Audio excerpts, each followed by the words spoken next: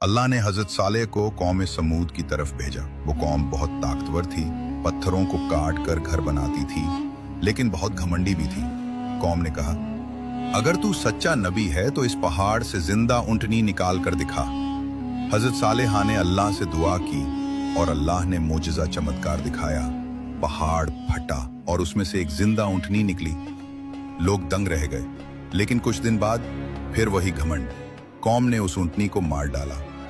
हजरत सालेहा ने गुस्से में कहा, अब तुम्हारे पास सिर्फ 3 दिन हैं, उसके बाद अल्लाह का अजाब सजा आएगा।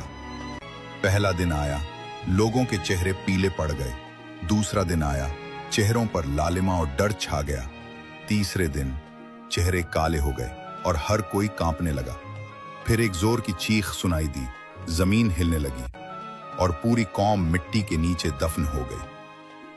ये एक सच्चा वाकया है जो हमें बताता है कि अल्लाह की निशानी को झुठलाने वालों का अंजाम हमेशा भयानक होता है।